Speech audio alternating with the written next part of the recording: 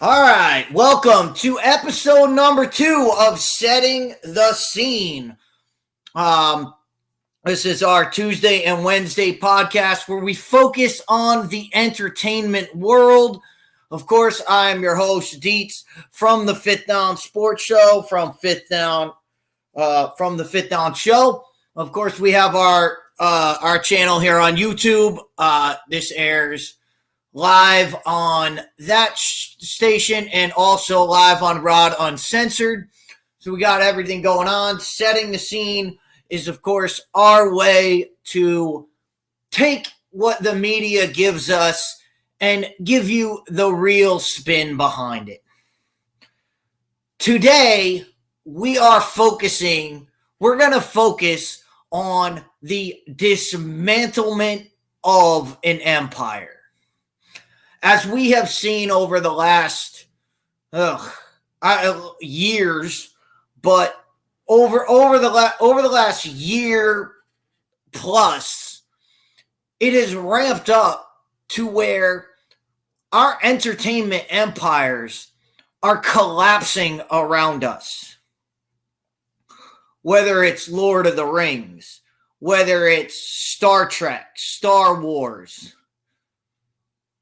the DC universe, which you can't really say it crumbled. You can say it never got off the ground. But DC Comics is crumbling. Marvel Comics is crumbling. We've got the Ninja Turtles coming out later on, which will be dealt with immensely on this channel. But no entity has fallen further than the Marvel Cinematic Universe. And if you've watched a lot of these breakdowns of what's gone wrong, or Phase 4 was a disaster. Phase 4 was just the culmination. Okay? Phase 5 is the splat on the ground. But the push that put Marvel on this decline, on this fall, the push off the mountain came way back when we thought everything was good at Marvel. We thought everything was going smoothly. Then Marvel produced a movie entitled Black Panther. Now, no one is going to argue, and you will not get an argument out of me that no one can say that Black Panther was not a success. Black Panther was the most successful movie that we've seen in a long time. And you can go back, you can put this up against Jaws, you could put this up against Jurassic Park, some of the biggest blockbusters that have gone out. Black Panther, for what they did with Black Panther, the marketing behind it, the just the steamrolling of the attachment to social agendas, nobody in their right mind thought Black Panther would make $1 billion, but it did. And that's the problem with Marvel, because once Black Panther made $1 billion, it was now up to Marvel Studios to take the lessons from Black Panther and to take the lessons that they learned, the lessons they learned from that movie, the lessons they learned from the outcry from that movie, from the accolades that movie got up. Now the plan was take those lessons and put them into action. And that's where Marvel fell off the map. Marvel fell off because they learned the wrong lessons from Black Panther. And we're going to go through them step by step here today. As I just have to do one thing and it doesn't matter. So, all right. So here's the thing about Black Panther, and I'm gonna get my thoughts right out, lay my cards right out on the table. Look, as far as a movie goes, Black Panther, the original Black Panther is one of the worst movies in the MCU history. As far as plot goes, as far as character development, as far as destruction of the world around us, as far as what it meant to the MCU, the original Black Panther is one of the worst. It will, I will do this later on this show, probably before the Marvels, maybe after I see Guardians 3, maybe we'll probably do a setup of my ranking of the Marvel products, so that we know, so that you know where I stand and you know where we're heading as we head down towards Marvels, if and when that ever comes out. And supposedly it's November now, but when you've pushed something back 5 times, don't be shocked. Don't be shocked if all of a sudden we get to September and it's going to come out by Christmas, and all of a sudden things are going. So don't be shocked.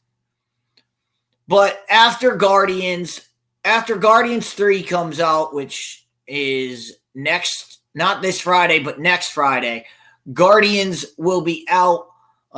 Depending on when I can get to go see it. After I see it, we'll do a review, and we'll do a spoiler review. We'll do. Look, when I review something, it's not. I'm not going to do anything spoiler free. I'm going to talk about the movie, and it's up to you whether you want to listen to it or not.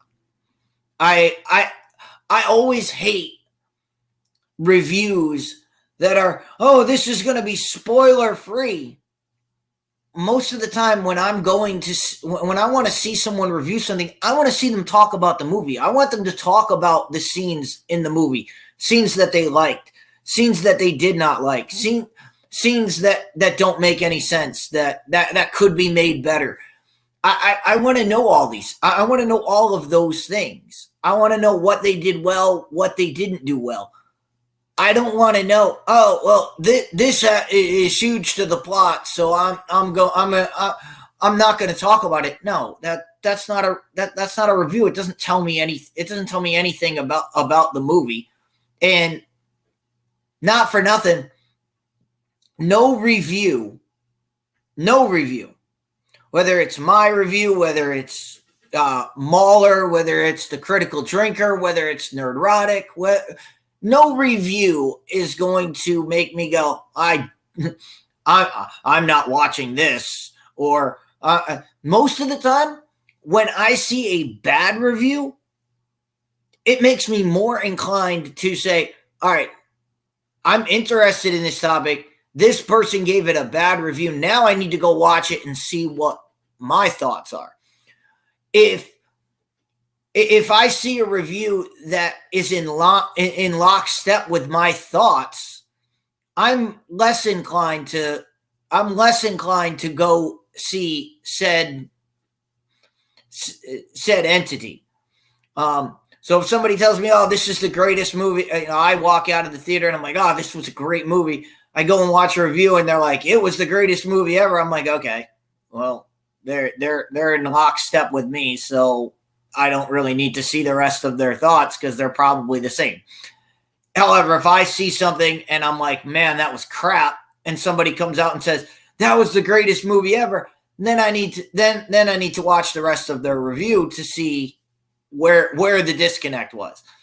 vice versa. If I think something was great and their review comes out and it's terrible, well, and the review comes out and they say it's terrible, well, I need to see all the things that they had problems with and see where, again, where the disconnect was, where we're off. But that being said, and sorry, I had to clean something off there. But that being said, as far as a movie goes, Black Panther, we're talking about Black Panther 1 now. We're talking about Chadwick Boseman, Michael B. Jordan, and we're talking Black Panther, Killmonger, Shuri, the introduction of Wakanda. As far as a movie goes, the plot is terrible. The acting, I've said this. Chadwick Boseman is a great actor. He's a guy that's played Jackie Robinson, one of the most influential figures of all time. And somehow in Black Panther, they made him almost his dialect. It is hard to pay attention to what he's saying, to make him out. And that's a directorial choice. That was a directorial choice to have him speak that way, to have him put, because this is a guy who we didn't have that problem in Civil War. We didn't have that problem when we initially saw him. Yet in Black Panther, it's almost gut-wrenching to try and for him to put a sentence together. And that's part of the reason why I was taken out of the movie almost immediately. Luckily, Killmonger is there to save it. Killmonger and Michael B. Jordan saved Black Panther from being an absolute disaster. He made the movie at least watchable. But so those are my thoughts on the movie together. However, the reaction to this movie, getting Oscar nominations, getting embroiled in political discussions, becoming a cultural moment, made this movie more than what anyone thought it was going to be. And and that is what propelled this movie to the success that it had. Now, that's a great thing for Marvel. However, the MCU decided, well, Black Panther worked as a cultural moment. So now look at every product since Black Panther.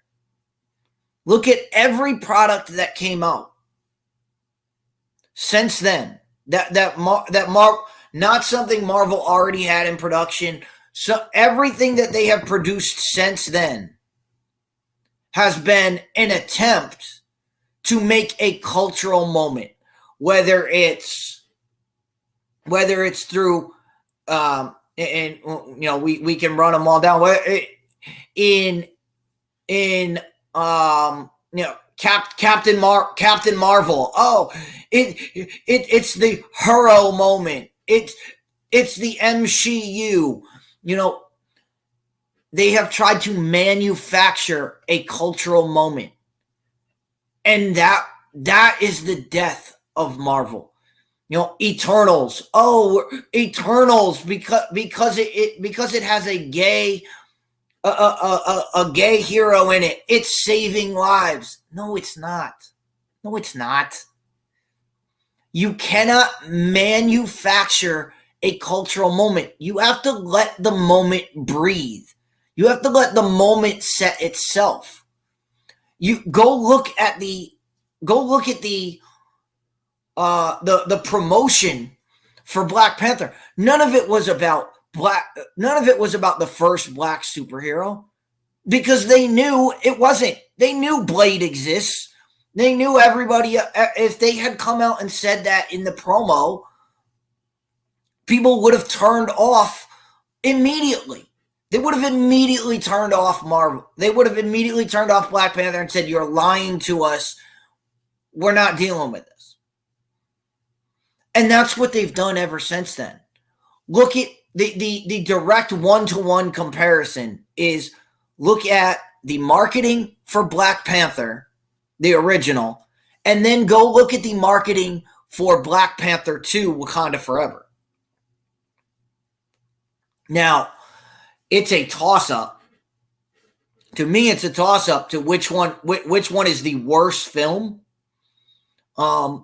As far as watching, and again, I will go through and I will slate everything 1 to whatever. How many Marvel stuff do we have? I think we're up to like 35, somewhere around there, of Marvel products. So where they are on that list.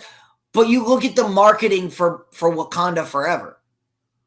The marketing for Wakanda Forever was this is a culture. This is another cultural moment. This is another triumph for the Black community. You had Marvel Studios liking posts on Twitter and TikTok of people saying, "White people, this movie's not for you. This movie's for us. You need to..." Cutting out 75% of your audience. You had Marvel Studios liking a post of a certain TikToker that said that in her post said, "Going to see this movie is a racist act." You think that makes people want to go see the movie? You think that made people like me go, "You know what? I don't need to see this. I'll wait till it comes out on Disney Plus." And that's exactly what I did. Waited till it came out on Disney Plus, and I can watch it for free. You don't need to get my money. So, but again, you cannot manufacture the kind of response that the original Black Panther had. You can't manufacture it. You can't take that and put it over to your female characters, which Marvel has done. I go down the list of WandaVision, where they tried to shoehorn Monica Rambeau in, where they tried to build up the Scarlet Witch as the antagonist, just to basically let her off the hook at the end. You enslaved the whole town, but it's okay because you gave it up. No, that's not okay. That's not okay. There need to be consequences for that. You have Kevin Feige coming out and saying, "Oh, it would have been cool to have Doctor Strange in, but it would have taken away from Wanda, and it would have taken away from our female protagonists to say, here's a man to explain magic to you." Well, that's the wrong view. The reason people wanted Doctor Strange to come in is not because he's a man and they wanted him to mansplain everything. They wanted him in there because he is Marvel's foremost magic user in all aspects of Marvel, in the comics, in the MCU. He knows more. He's forgotten more about magic than anybody else on the planet. And the fact that this was happening in New Jersey and he's in the Sanctum Sanctorum in New York, you would think, logic would tell you, hey, there's some kind of magic going on. We might want to get the foremost magic user. Might want to use him. We might want to get his thoughts on this. We might want to send him in to see what's going on. But no, Kevin Feige didn't want to do that because it would take away from his female agenda. So we got that. You got Hawkeye, which they replaced, and I agree with Nerdrotic. Nerdrotic said this. It's the Kate Bishop show. It wasn't a Hawkeye show. It was the Kate Bishop show. And we got Kate Bishop.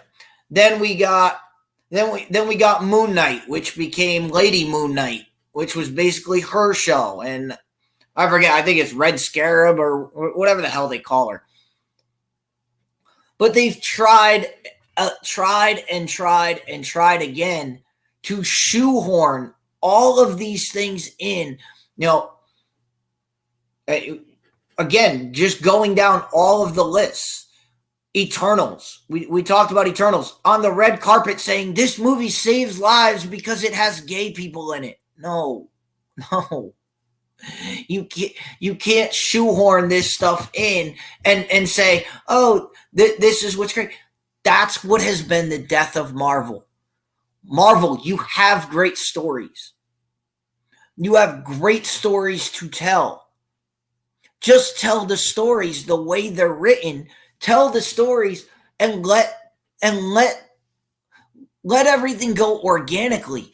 If you let the process go organically without trying to shoehorn it in, without trying to add in, without making Ant-Man and the Wasp about Janet Van Dyne and about Cassie Van Dyne and putting Ant-Man and the Wasp on the ropes, having them on the sideline for most of their own movie.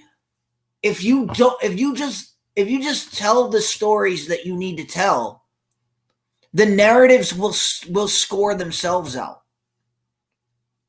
But that's the lesson. The lesson Marvel learned from Black Panther was, if we create a cultural moment, it'll make $1 billion at the box office. And that's not what happened. That's not the way it worked. You didn't create a cultural moment. A cultural moment was created by the story that was presented to us. And that's the moment. What Marvel should have learned, what they should have learned from Black Panther is that, and this is the reason I went into the diatribe before to tell you my thoughts on Black Panther. Black Panther was an awesome character in Civil War. Black Panther stole the show in Civil War. You could say there were two characters that stole the show. Obviously, Iron Man and Cap were the drawing focus. But Spider-Man and Black Panther are neck and neck to stealing the show. As far as when I came away from Civil War, I was interested in Black Panther. I wanted to know more about Black Panther because he was an awesome character that I have seen. That's the thing that Marvel should have taken away. If you introduce a character and you introduce them correctly, the way the Russos did, and you watch, this goes back to director and writer of Black Panther, Ryan Coogler.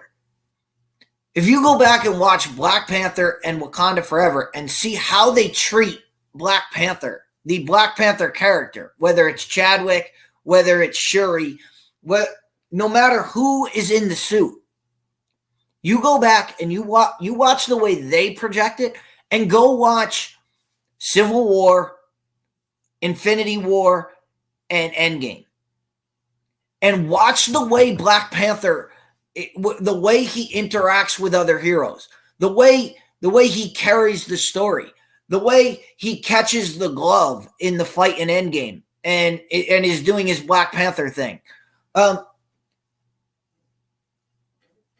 Russos understood the character more than the people who wrote the movie for him. You got more character development in Civil War than you did in the probably 10 minutes.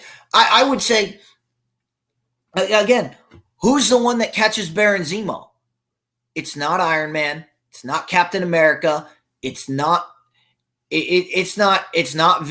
It's not any of those characters. It's not Thor. It's Hulk's not even in it. No, the guy who catches Baron Zemo is Black Panther. And it's probably one of the best scenes in Marvel. It's up there in best scenes of Marvel history, of when Black Panther is talking to Baron Zemo at the end. And you get more character development in that 2-minute scene than you got in an entire movie of Black Panther.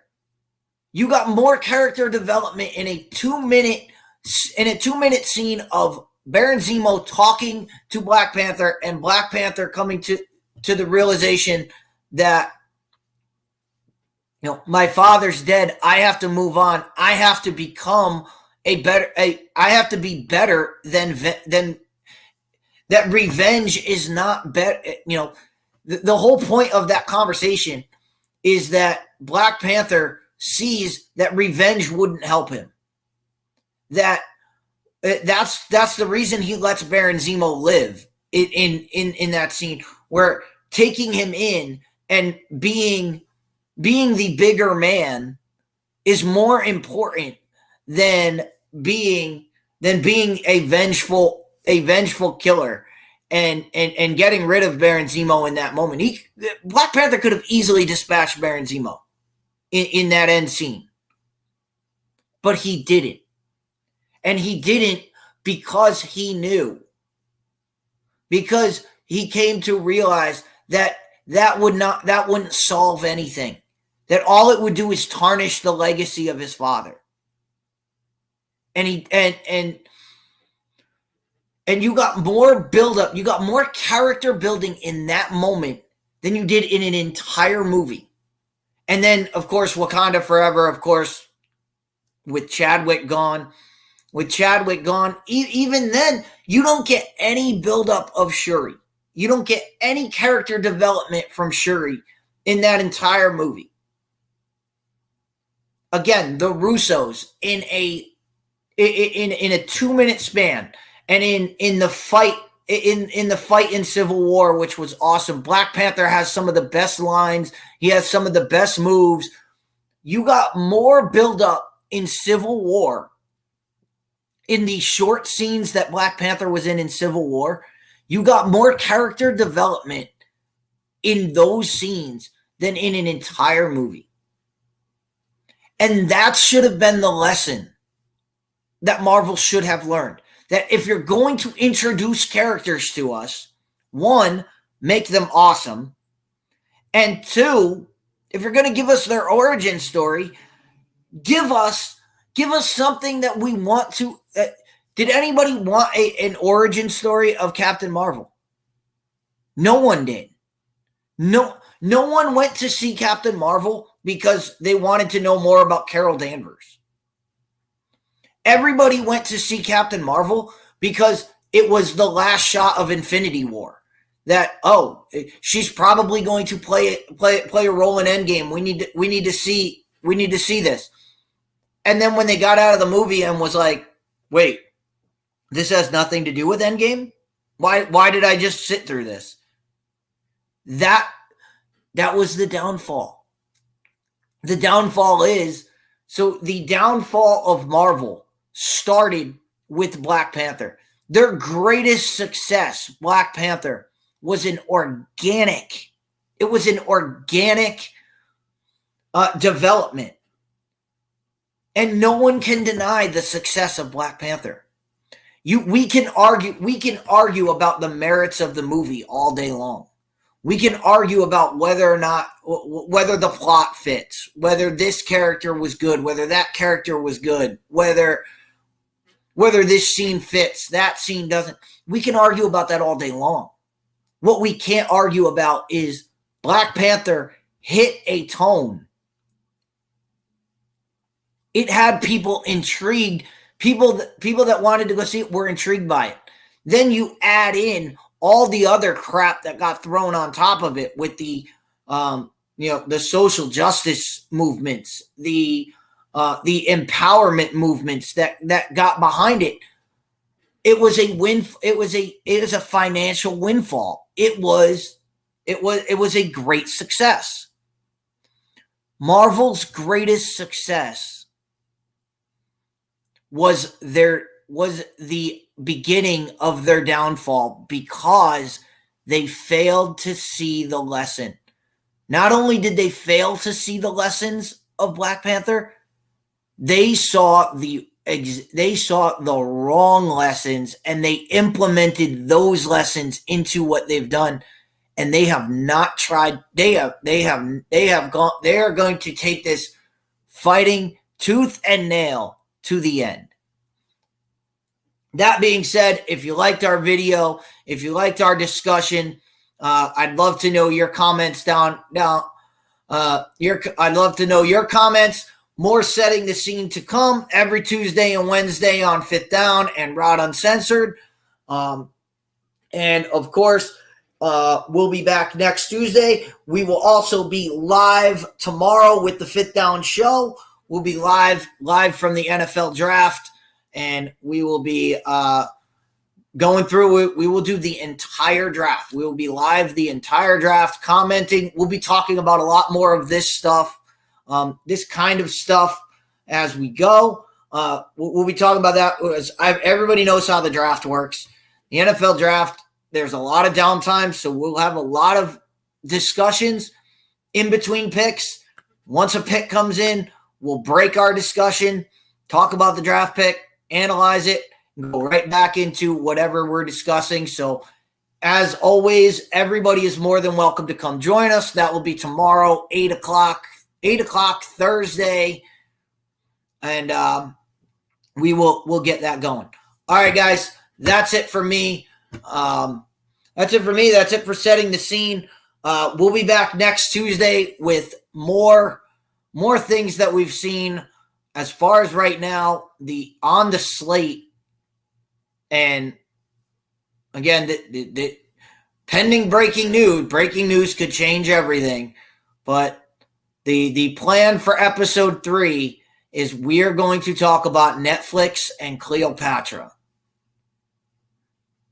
So we'll get into all of that on episode 3 of Setting the Scene. Again, new show. So if you happen to come across this, like, share, subscribe to the Fifth Down channel, subscribe to Rod Uncensored, subscribe to all of your favorite YouTubers. I'm sure they will appreciate it, and you can check us out. You can check us out there. All right, guys, we'll see y'all next time. And until then, everybody have a good one.